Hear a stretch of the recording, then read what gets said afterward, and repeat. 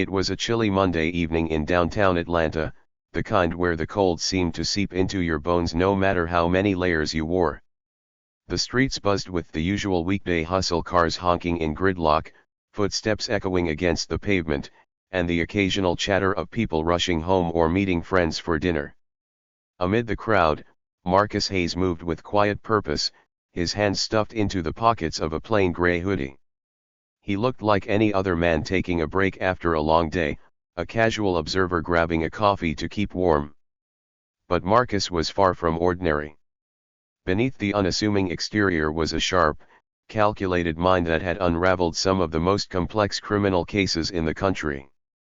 Marcus wasn't just an FBI agent, he was one of their best. Known for his patience and ability to notice the tiniest details, he had been tracking a dangerous crime syndicate for months.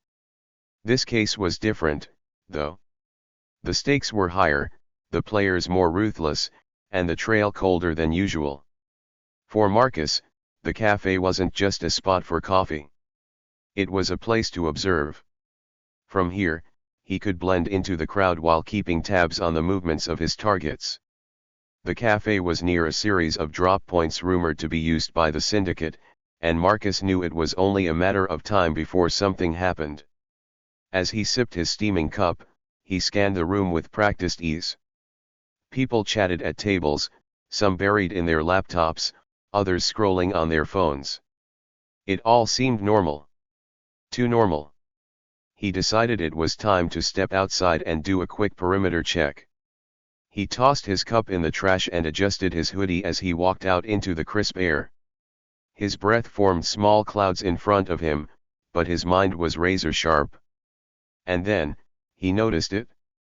Parked across the street was an unmarked car, its windows tinted so dark that even the dim glow of the streetlights couldn't reveal who was inside. The engine hummed softly, the exhaust puffing small bursts of white into the cold night air.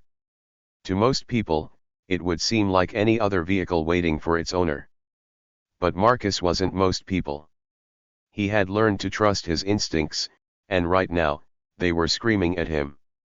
The car was positioned too perfectly, giving it a clear view of the cafe's entrance. Inside, he could barely make out two silhouettes. They weren't moving, but they were watching. Years of training kicked in. Marcus didn't let his body language betray his thoughts. He kept walking, as though he hadn't noticed anything. His eyes darted to reflections in store windows and puddles on the ground, gathering as much information as possible without drawing attention to himself. The question burned in his mind, were they here for him? Or was this about the case? He couldn't be sure. But one thing was clear, something wasn't right. He reached the corner and paused, pretending to check his phone. His fingers hovered over the screen, but his mind was racing through options. If this was the syndicate's doing, they might know he was getting close. If it wasn't, it could be something worse, someone else tailing him, someone he hadn't accounted for. Behind him, the car doors opened. Marcus heard the soft click before he saw them. Two men stepped out, their footsteps heavy against the pavement. They were trying to look casual, but Marcus could tell they were anything but. His heart rate remained steady, but adrenaline surged through his veins. He started walking again, his mind calculating distances and escape routes. He knew the area well. If things went south, he had a few places he could disappear into. But as he crossed the street, something unexpected happened.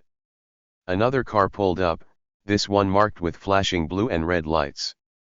A police cruiser. The uniformed officers inside glanced in Marcus's direction before stepping out and heading toward him. "Excuse me, sir," one of them called, his voice firm but not aggressive. "We need to ask you a few questions." Marcus stopped in his tracks, his hands still in his pockets. He glanced back at the unmarked car, which had suddenly become suspiciously quiet.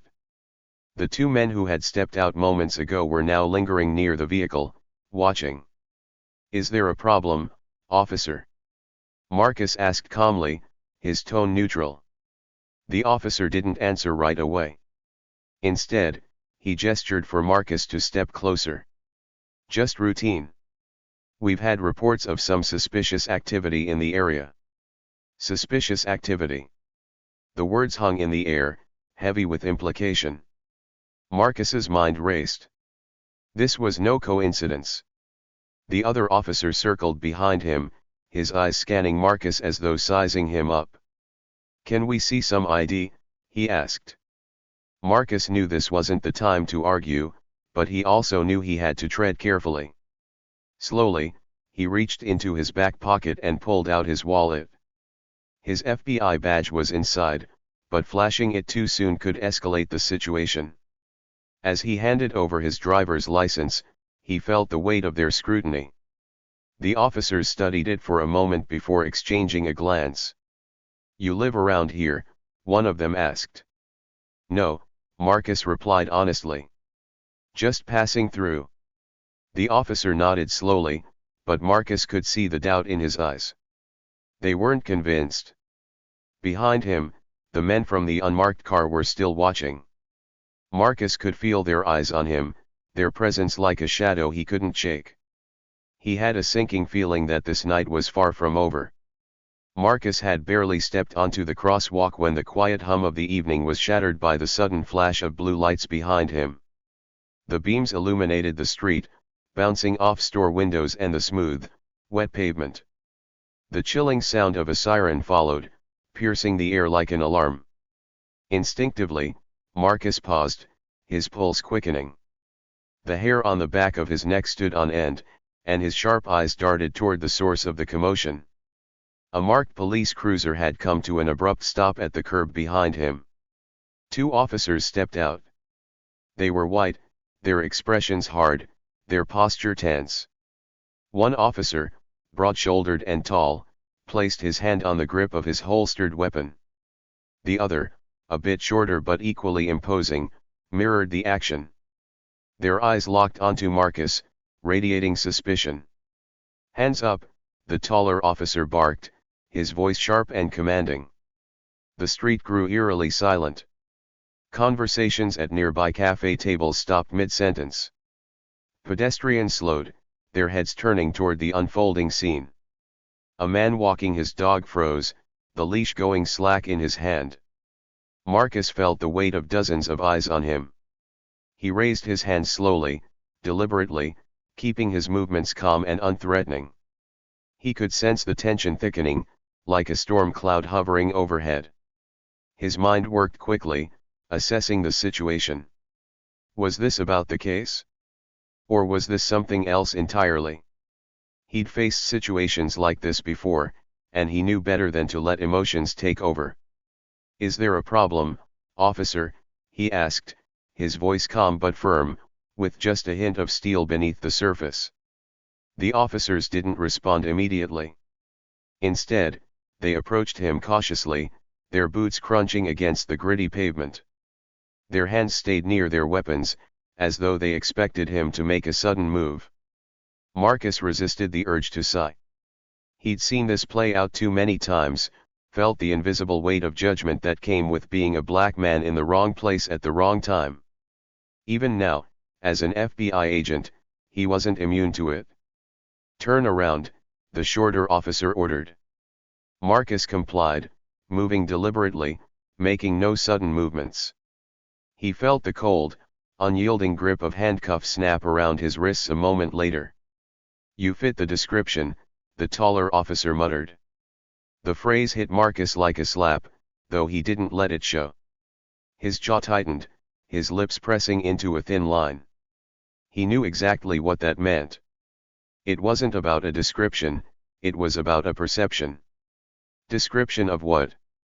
Marcus asked, keeping his tone level. Neither officer answered.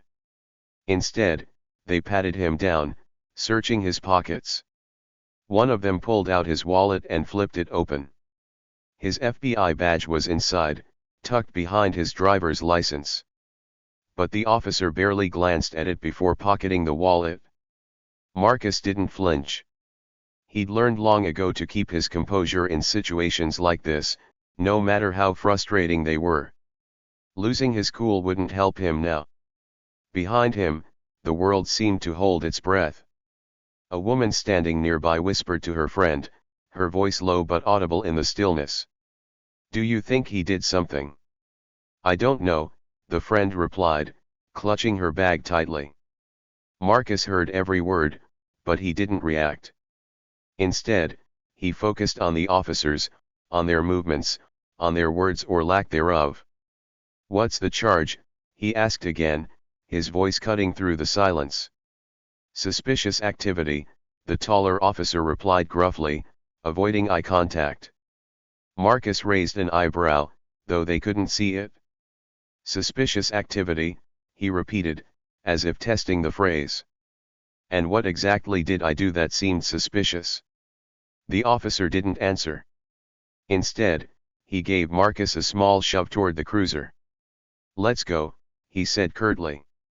The cuffs dug into Marcus's wrists as he stumbled forward slightly. He straightened quickly, maintaining his dignity. As they guided him to the car, Marcus noticed a small crowd gathering at a distance. People were pulling out their phones, recording the scene. He caught snippets of their murmurs. "Why are they arresting him? He didn't do anything. Maybe he's dangerous. You never know." Marcus clenched his jaw again. He knew how easily narratives could be twisted, how quickly the truth could be buried under assumptions and biases. He was loaded into the back of the cruiser, the door slamming shut behind him. The small space felt suffocating, the faint smell of sweat and old leather clinging to the air. Through the window, Marcus saw the taller officer speaking into his radio. The other officer was pacing nearby, his hand still hovering near his weapon. Marcus took a deep breath, forcing himself to stay calm. This wasn't the first time he'd been treated like this, and sadly, he knew it wouldn't be the last. But this time was different. This time, they had no idea who they were dealing with. His badge, his credentials, his mission, they were all within reach. But Marcus didn't pull that card yet. He needed to understand what was happening first. He needed to know if this was a case of overzealous policing or something more deliberate. The car began to move, the city lights blurring as the cruiser sped toward the precinct. Marcus leaned back, his mind racing. He wasn't just being detained, he was being profiled. He knew this wasn't just about him, it was about a system that saw him as a threat before seeing him as a person. But Marcus wasn't just anyone. And soon, they would realize that. The squad car's interior was cramped and cold. Marcus leaned back against the worn leather seat, his hands still cuffed behind him. The faint hum of the car engine vibrated through his body as it began to move, and the flashing blue lights cast an eerie glow on the buildings outside. He stayed silent, his expression unreadable. The two officers in the front seemed at ease, almost too comfortable, as though they had done this routine 100 times before. Suspicious activity, Marcus thought, the words echoing in his mind. They were vague and deliberately so. He had worked cases involving corrupt cops before. He knew the language they used to justify unjustifiable actions. The taller officer, the one who had cuffed him, glanced at him in the rearview mirror. His smirk was small but noticeable, like he'd already decided the kind of man Marcus was. "You've been awfully quiet back there," the officer said, his tone almost mocking. Marcus met his gaze through the mirror, his voice calm and measured. "I don't have much to say." "Seems like you've already made up your mind." The officer chuckled, shaking his head. "Yeah? Well, let's just say we've got a pretty good idea of what we're dealing with." Marcus didn't respond. Instead, he shifted slightly, testing the give of the cuffs on his wrists. They were tight, deliberately so, but not enough to cause serious discomfort. It was a subtle tactic meant to unsettle him, to remind him of his perceived powerlessness. But Marcus wasn't powerless. His mind was working overtime, cataloging every detail. The badge numbers on their uniforms, the license plate of the squad car, the way they had ignored standard protocol during his arrest, all of it was evidence.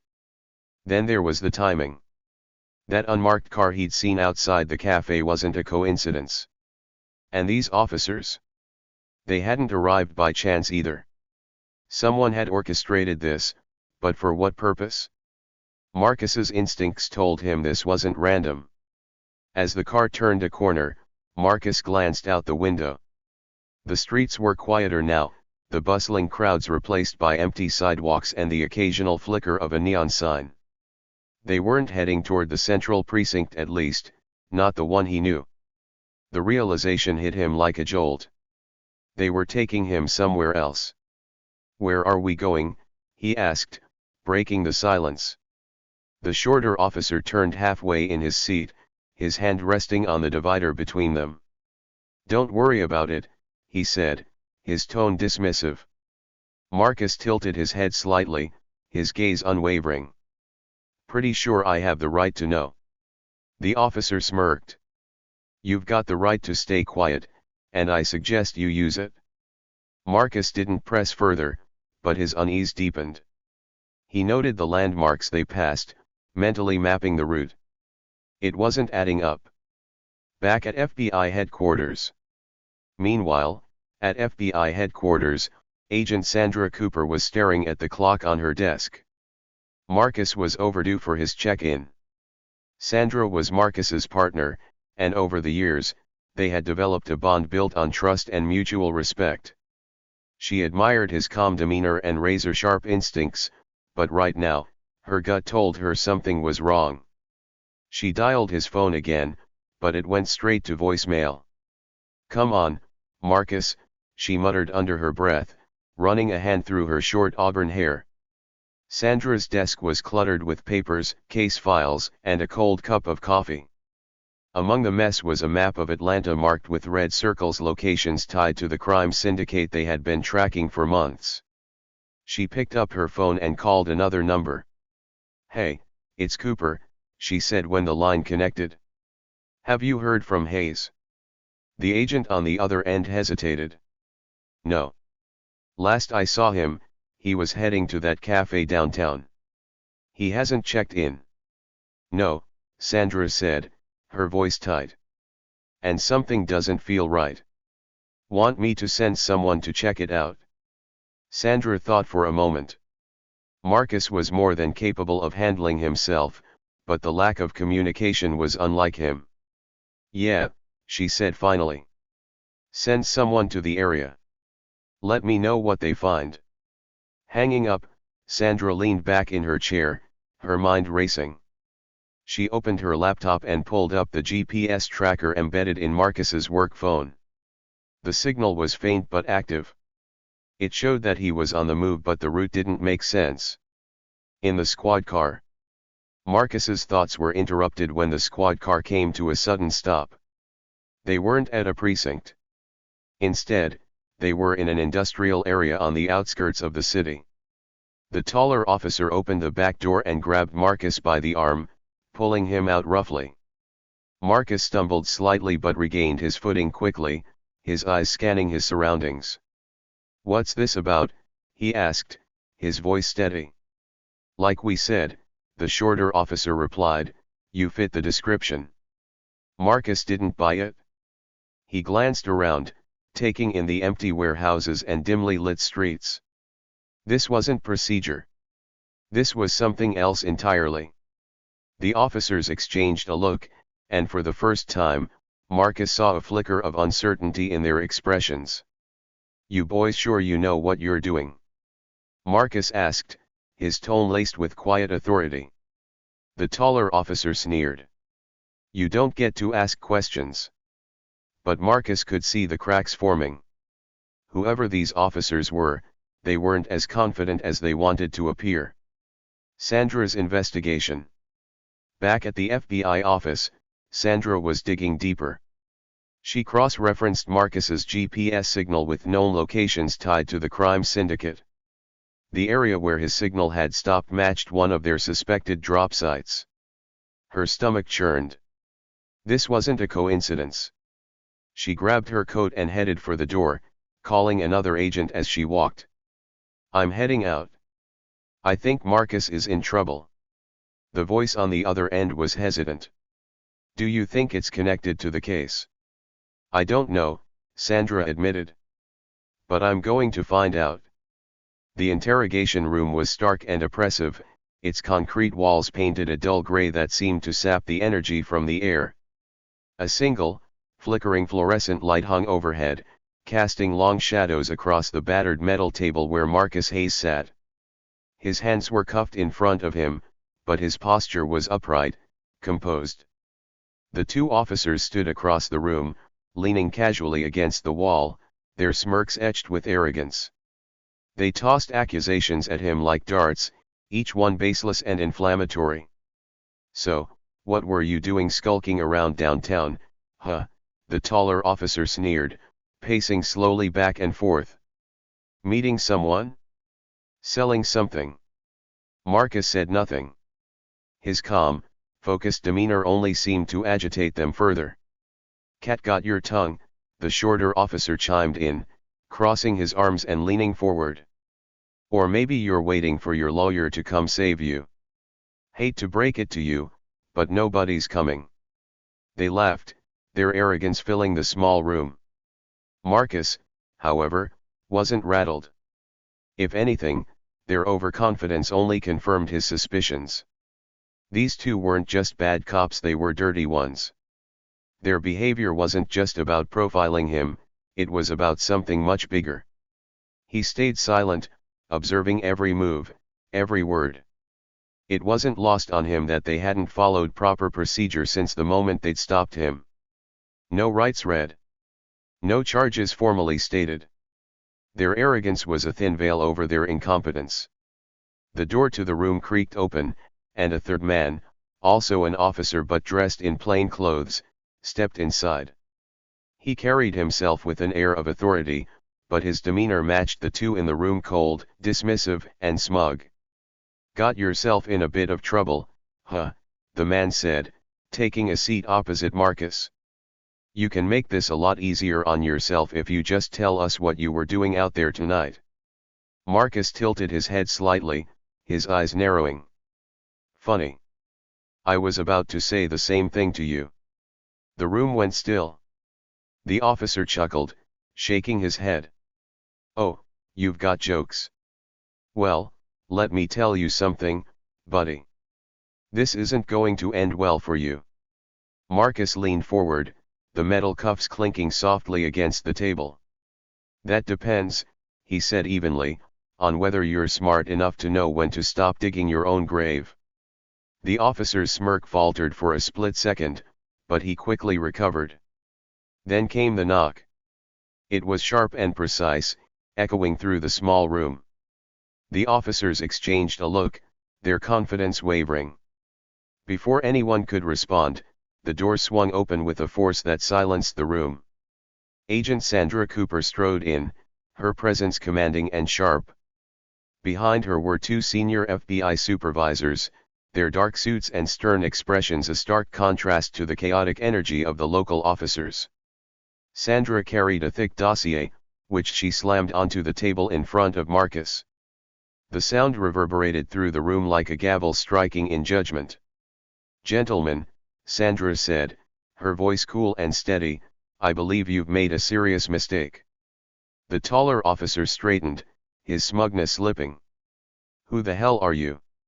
Sandra raised an eyebrow, pulling out her own badge and holding it up for all to see. "Special Agent Sandra Cooper, FBI. And you're interfering with an active federal investigation." The room seemed to shrink as the weight of her words settled over everyone. The shorter officer stammered, "We didn't know." "You didn't know?" Sandra cut him off, her tone sharp. "You didn't think to check his ID before hauling him in? Or were you too busy making assumptions?" The taller officer opened his mouth to speak, but Sandra wasn't finished. She flipped open the dossier and began pulling out documents, photographs, and printed records. "This is Special Agent Marcus Hayes," she said, her voice rising slightly. "He's been leading an undercover operation targeting one of the largest crime syndicates in the country. And thanks to your little stunt tonight, You've not only jeopardized his safety but also months of painstaking work." The two officers turned pale, their arrogance dissolving into panic. Marcus finally stood, his movements slow and deliberate. He reached into his jacket pocket, pulling out his FBI badge and holding it up for them to see. "Special Agent Marcus Hayes," he announced, his voice cutting through the tension like a blade. His gaze locked onto the taller officer, who now looked like he wanted to disappear. "And now, you're both under investigation for obstruction of a federal operation." The room fell silent. The plainclothes officer, who had been quiet until now, shifted uncomfortably in his seat. "Look, this was just a misunderstanding," he said, his tone suddenly conciliatory. Sandra let out a humorless laugh. "A misunderstanding?" She leaned over the table, her eyes blazing. "You detained a federal agent without cause, ignored his credentials, and mishandled the arrest at every turn. That's not a misunderstanding, that's gross incompetence at best, and malicious intent at worst." Marcus stepped closer to the two officers, his calm demeanor unwavering. "The thing about being an FBI agent," he said, his voice low but firm, "is that I know the law better than you ever will. And I know exactly how badly you've messed up tonight." The taller officer stammered, We didn't mean to." "Save it," Marcus interrupted, his tone final. "You'll have plenty of time to explain yourselves to Internal Affairs." Sandra straightened, signaling to the FBI supervisors behind her. One of them stepped forward, producing a document from his briefcase. "These are suspension orders," the supervisor announced, handing them to the officers. "Effective immediately, pending a full investigation." The officers' faces turned ashen as they took the papers, their hands trembling. Marcus turned to Sandra, a small smile tugging at the corner of his mouth. "Took you long enough," he said, his voice tinged with humor. Sandra smirked. "You owe me coffee for this one." As the FBI team escorted the disgraced officers out of the room, Marcus felt a wave of satisfaction. Justice was swift, and the tables had turned. But in the back of his mind, he knew the night wasn't over. The real enemy was still out there, and this was just the beginning. The fallout began almost immediately. News of the arrest of a federal agent by local law enforcement spread quickly through both the FBI and the police department. Within hours, a team of investigators from Internal Affairs was dispatched to examine every detail of what had occurred that night. For Marcus Hayes, this wasn't just about clearing his name, it was about exposing a broken system. The officers who had detained him sat in a different kind of interrogation room now, their once confident smirks replaced by nervous glances. Across the table from them sat Internal Affairs agents armed with stacks of paperwork, witness statements, and video evidence. Every misstep the officers had taken was scrutinized. From the moment they ignored Marcus's FBI credentials to the blatant disregard for standard procedure, their actions painted a damning picture. It wasn't just incompetence, it was a pattern of behavior that revealed a deeper rot within the department. As the investigation progressed, more disturbing details came to light. The two officers weren't just careless, they were connected to a network of corruption within the precinct. Reports of unlawful detentions, falsified evidence, and even ties to organized crime surfaced. Marcus had suspected something was off from the moment he saw the unmarked car outside the cafe. Now, those suspicions were confirmed. The officers who had arrested him weren't just profiling him, they had been trying to derail his investigation. The unmarked car, he'd noticed. It had been linked to a criminal enterprise Marcus and Sandra had been tracking for months. The officers had been feeding information to the syndicate, tipping them off about law enforcement operations in exchange for bribes and favors. It was no coincidence they had targeted Marcus that night. They had hoped to remove him from the picture entirely, unaware of just how capable and determined he was. In the days that followed, Marcus became the face of the investigation. He didn't seek the spotlight, but his calm and decisive handling of the situation earned him widespread respect. When asked about the incident in interviews, Marcus spoke plainly, using simple but powerful words. "This isn't just about me," he said. "It's about accountability. It's about ensuring that those who are meant to protect and serve are held to the highest standards." His words resonated, sparking conversations across the country about the need for reform within law enforcement. Communities demanded transparency, and local governments pledged to implement stricter oversight. Justice delivered. The two officers were charged with multiple offenses, including obstruction of justice, misconduct, and conspiracy. Their trials were swift and highly publicized, with the evidence against them overwhelming. Marcus attended the hearings, not out of spite, but to ensure that justice was served. As he watched the verdicts being read guilty on all counts, he felt a sense of closure.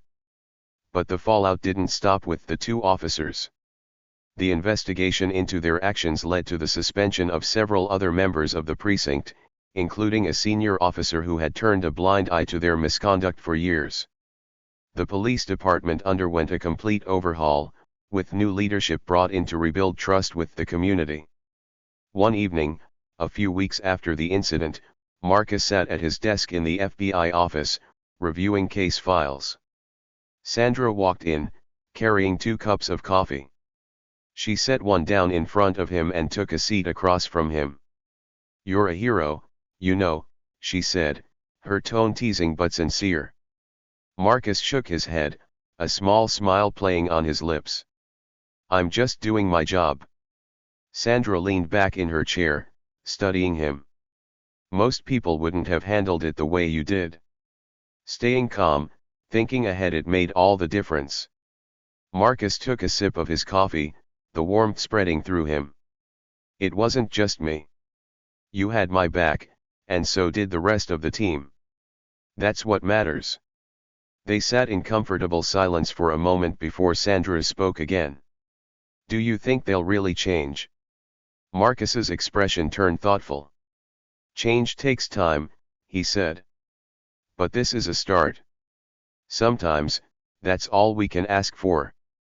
The incident became a landmark case, studied in law enforcement training programs as an example of how systemic issues could be addressed head-on. For Marcus, life returned to a semblance of normalcy, though he knew the work was far from over.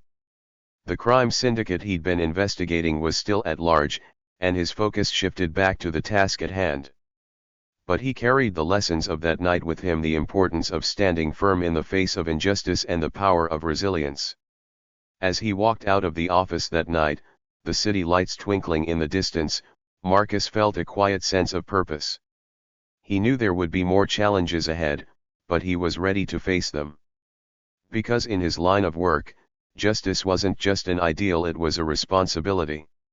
In the days that followed, Marcus Hayes became more than just an FBI agent, he became a symbol of resilience and quiet strength.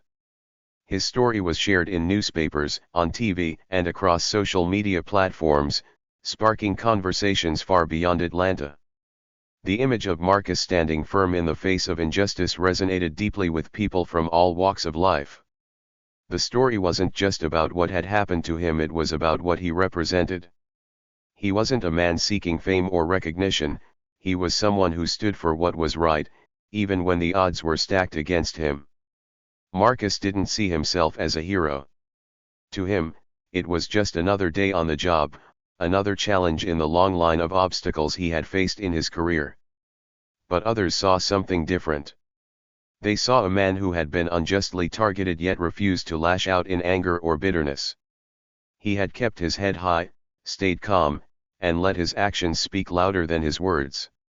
For Marcus, strength wasn't about showing off power or domination. It was about standing firm in his values, even when others doubted him or tried to break him.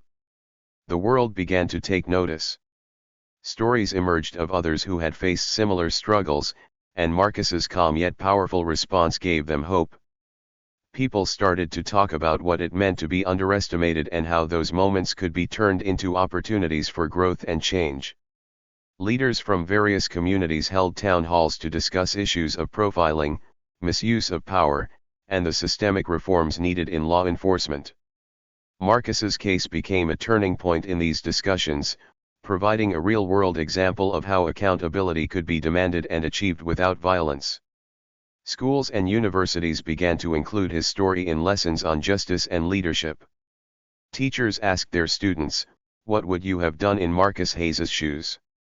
It was a question that encouraged young minds to think critically about the importance of courage, dignity, and resilience.